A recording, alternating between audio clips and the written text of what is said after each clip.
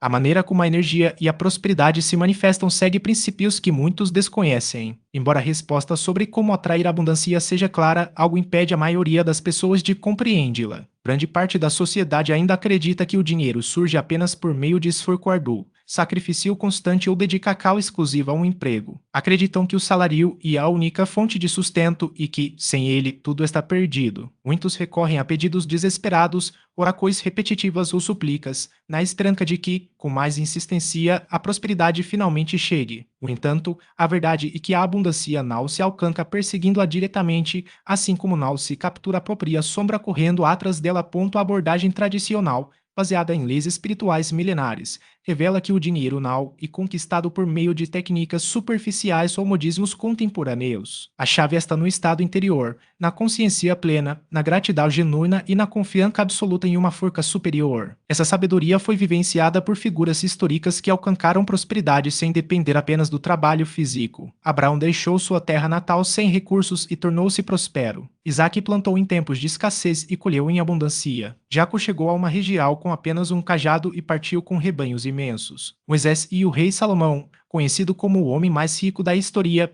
também compreenderam e aplicaram esses princípios. O que ser apresentado aqui não e ensinado em cursos convencionais de negócios ou economia. A maioria das pessoas passa a vida sem ter acesso a esse conhecimento. Para aqueles que desejam aprofundar-se, há um material que reúne 15 estratégias ancestrais usadas há séculos para atrair prosperidade, compiladas em um guia detalhado. Essas técnicas, por sua complexidade, não podem ser abordadas integralmente neste momento, mas oferece uma transformação significativa na relação com o dinheiro. O primeiro passo para alinhar a energia com a abundância e reconhecer que o dinheiro não é apenas um objeto físico ou um número em uma conta bancária. Ele é, em essência, energia em movimento, regido por leis espirituais precisas, tão exatas quanto as leis da física. Para absorver plenamente esse conceito, é necessário dedicar um tempo sem distrações, desligando notificações e concentrando-se no que será compartilhado. O que será revelado pode alterar permanentemente a perspectiva sobre finanças e prosperidade.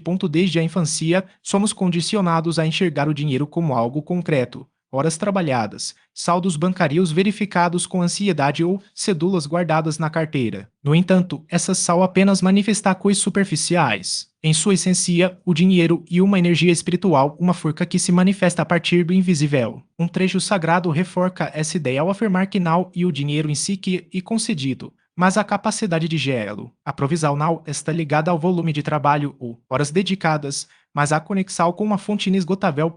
Se a prosperidade dependesse apenas do esforço físico, aqueles que trabalham longas jornadas em atividades extenuantes deveriam ser os mais ricos. No entanto, a realidade mostra que não é assim. Um operário que labuta 12 horas diárias não acumula mais riqueza do que um investidor que analisa o mercado por alguns minutos. Isso demonstra que o sustento, chamado de Parnasse em hebraico, vai além do dinheiro. Ele engloba saúde, relacionamentos e oportunidades, mas, neste contexto, o foco está na prosperidade financeira. A verdadeira origem da abundância não está no mundo material, mas no espiritual, no que os antigos chamavam de Olam Rabba, o reino invisível. As escrituras ensinam que a provisão vem dessa fonte e o físico é apenas uma consequência. Um dos maiores mestres da Cabala, o rabino Isaac Luria, conhecido como Ari, afirmou que tudo o que existe no mundo material é um reflexo do espiritual. Essa compreensão altera radicalmente a percepção da realidade e da forma como a prosperidade se manifesta. Sua súplica a partir de um estado de verdade interior, a resposta divina se manifesta de forma correspondente. A oracal, nesse sentido, não é um ato de repetição, mas de alinhamento. Quando o coracal está em sintonia com a essência do pedido,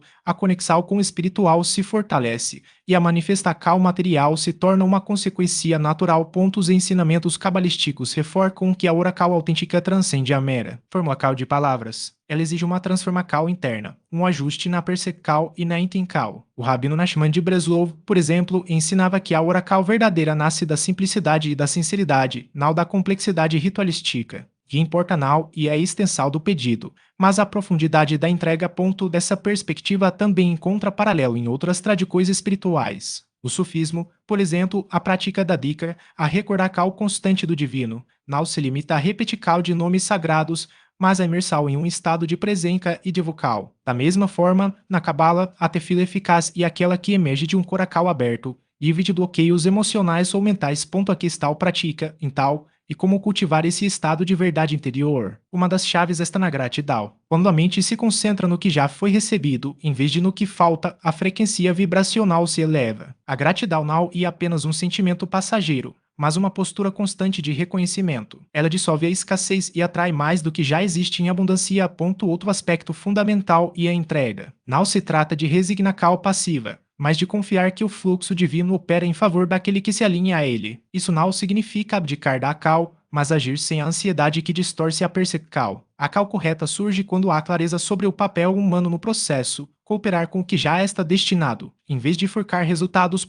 A física quântica, em suas investigações sobre a natureza da realidade, oferece uma metáfora útil. Assim como partículas subatômicas respondem a observar cal consciente, a energia espiritual se molda em cal de quem a invoca. Quando a mente está focada no medo ou na carência, a manifestar cal reflete esse estado. Quando, porém, a atencal se volta para a confiança e a abundância, o resultado material se ajusta a essa nova frequência.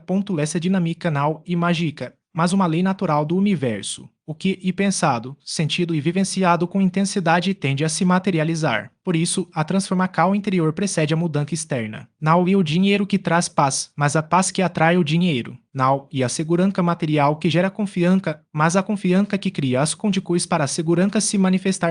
A prática diária, então, envolve pequenos ajustes na percepção. Observar os pensamentos, identificar padrões de escassez e substituí-los por afirmações de abundância. Cultivar momentos de silêncio, nos quais a mente se aquieta e o coração se abre. E, acima de tudo, agir com a certeza de que o sustento já está garantido, independentemente das aparências momentâneas.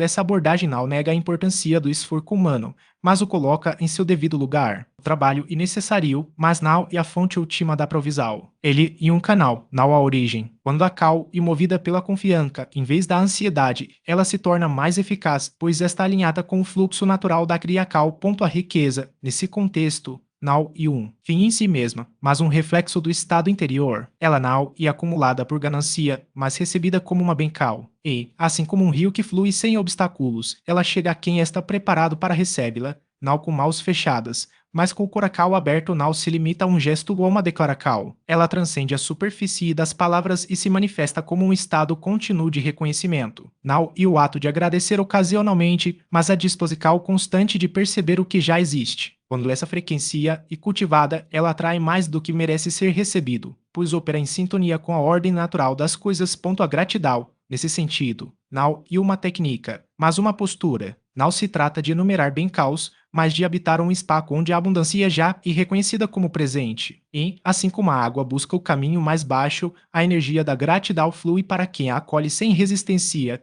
não como um esforço, mas como uma entrega. O que muitos não compreendem e que essa vibração não depende de circunstâncias externas. Ela não surge quando tudo está perfeito, mas quando se escolhe enxergar o que já está dado. E, ao contrário do que se supõe, não é a ausência de problemas que gera gratidão, mas a gratidão que transforma a percepção dos problemas. Ela não nega as dificuldades, mas as coloca em perspectiva, revelando que mesmo no desafio há algo a ser reconhecido. Os ensinamentos tradicionais, especialmente aqueles preservados na sabedoria judaica, enfatizam que essa frequência não é um mero sentimento passageiro, mas uma força cativa. Não é algo que se sente apenas quando as coisas vão bem, mas algo que se pratica mesmo quando a realidade parece contradizi-la. E justamente nesse ponto que reside seu poder, não na negação da escassez, mas na escolha de focar naquilo que já é suficiente. A Cabala, por exemplo, descreve a gratidão como um canal que conecta o indivíduo ao fluxo divino, não como uma emocal superficial, mas como uma chave que abre portas invisíveis. Quando alguém se alinha a essa frequência, não está apenas agradecendo pelo que tem, mas sinalizando ao universo que está pronto para receber mais. E, inversamente, quando a reclamação ou a insatisfação dominam, o sinal enviado e de que ainda não há espaço para o que poderia vir.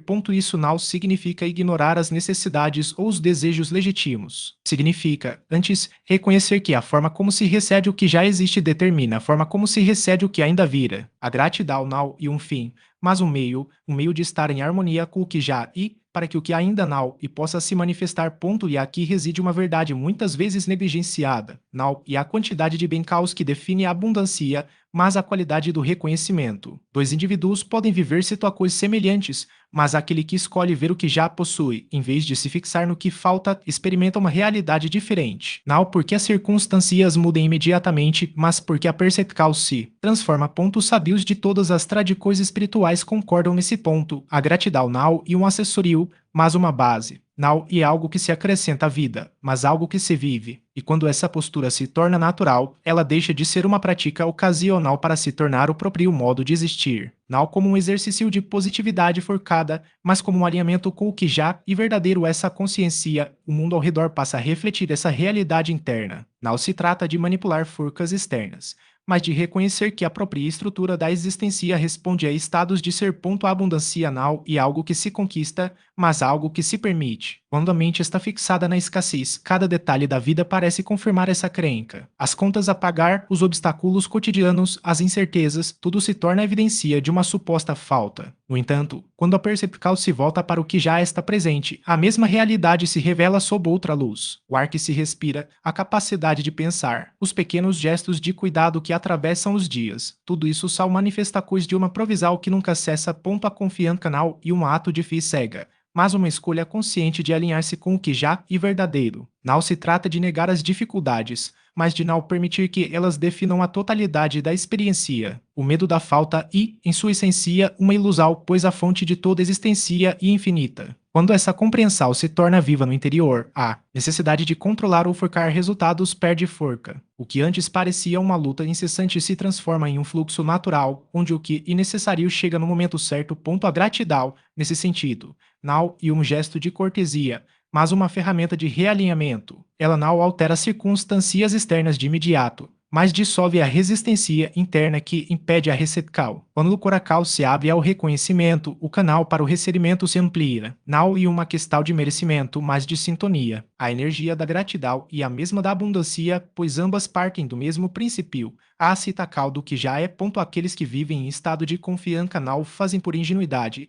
mas por uma compreensão profunda da ordem subjacente à realidade. Eles não ignoram os desafios, mas não permitem que eles obscureçam a verdade maior. A provisão não depende de circunstâncias favoráveis, mas da disposição interna de recebê-la. E quando essa disposição se torna constante, o que antes parecia impossível se revela como o curso natural das coisas. A vida não exige esforço desesperado, mas uma entrega consciente. Não se trata de abandonar a cal, mas de agir a partir de um lugar de plenitude e não de carência. Quando a mente está ancorada na abundância, as decisões fluem com mais clareza, as oportunidades se apresentam com mais frequência e os obstáculos se tornam parte do caminho. Não porque o universo tenha mudado, mas porque a percepção se ajustou à sua verdadeira natureza contrária. Em vez disso, direcione a atenção para as dádivas recebidas ao longo do dia, mesmo que pareçam pequenas. Reconheça-as, o alimento que chegou à mesa, a saúde que permitiu respirar, o encontro casual que trouxe uma palavra de encorajamento. Cada elemento, por mais simples, e parte de um sistema maior de provisão. A prática da gratidão noturna não se limita a uma lista mecânica. Ela exige presença. Ao revisitar os momentos, e possível sentir novamente a leveza de uma refeição compartilhada, a surpresa de um problema resolvido sem esforço aparente, a segurança de um teto sobre a cabeça. Essa reconexão com o que já existe dissolve a ilusão de falta e reforça a percepção de que o sustento não é uma conquista isolada, mas um fluxo contínuo. Sono, então, deixa de ser um intervalo entre dias de escassez para se tornar um ato de entrega. Ao fechar os olhos com a consciência de ter sido amparado, o corpo e a mente se alinham a um estado de confiança. Não se trata de negar desafios, mas de reconhecer que mesmo neles há elementos que sustentam: a água que sacia a sede, o abrigo que protege do frio, o gesto de um desconhecido que alivia o peso de um momento difícil. Tudo isso compõe a rede invisível que mantém a vida em movimento. A terceira prática complementa as anteriores, a bocal consciente, não como um ato calculado de troca, mas como uma extensão natural da abundância percebida, quando se reconhece que o que chega não é fruto exclusivo do próprio mérito, mas de um sistema interdependente. A partilha se torna um gesto espontâneo. Pode ser tempo, recursos ou atenção. O que importa é que a cal reflita a compreensão de que dar e receber são expressões da mesma energia. Ao longo do dia, pequenas oportunidades surgem para exercitar essa dinâmica. Um gesto de gentileza, uma palavra de apoio, a disposição para ouvir sem pressa. Esses atos não são meros detalhes, mas sementes que reforçam um ciclo de circulação. Quanto mais se oferece sem expectativa de retorno, mas se percebe que o retorno não e uma recompensa, mas uma consequência natural do fluxo. A disciplina dessas práticas não exige perfeição, mas constância. Não se trata de seguir um ritual rígido, mas de cultivar uma postura interna que reconheça a presença do sustento em todas as coisas. Com o tempo, a mente se habitua a enxergar além das aparências, e o que antes parecia escasso revela-se como parte de um todo generoso. Os resultados não são mágicos, mas sim o desdobramento lógico de uma percepção ajustada à realidade subjacente. A abordagem contrária a essa postura seria sentar-se em uma posição confortável e simplesmente observar, meditar. Considere, por exemplo, o sangue que circula silenciosamente pelo corpo neste exato momento, percorrendo centenas de quilômetros de veias e arterias. Esse processo contínuo e invisível revela uma ordem maior, muitas vezes ignorada. O fato de que os olhos podem se fechar e, sem esforço consciente, a mente transitar para o sono e os sonhos, sem que se compreenda plenamente seu mecanismo neurológico, sugere uma bencal intrínseca existência. O mesmo se aplica à capacidade de mover os dedos dos pés, ao controle motor, à possibilidade de andar, correr, dançar ou respirar. Essas funções, que muitos tomam como garantidas, são privilégios negados a milhões de pessoas com limitações físicas. Refletir ativamente sobre essas pequenas dádivas, frequentemente despercebidas, intensifica a energia da gratidão. Como consequência, princípios espirituais indicam que a promessa divina se manifesta. Aquele que cultiva a cal de gracas prepara seu caminho e testemunha a salva cal. Uma terceira prática envolve doar com amor e generosidade. Para ativar o fluxo de abundância, especialmente no que diz respeito a recursos materiais, a caridade assume um papel central. A doação deve ser feita com intenção clara, entendendo que o valor oferecido permanece em circulação energética, sem perda real. Ao contribuir financeiramente para uma pessoa necessitada, uma instituição ou qualquer causa alinhada ao qual evita-se pensamentos de escassez, como a ideia de que o dinheiro foi perdido para sempre. Pelo contrário, ele continua a fluir no universo e retorna multiplicado. Ensinamentos tradicionais afirmam que recursos doados com sinceridade nunca se dissipam, são investimentos espirituais com retorno assegurado. Além disso, a doação deve ser acompanhada de alegria genuína, sem constrical, medo ou arrogância. Não se trata de um gesto de superioridade,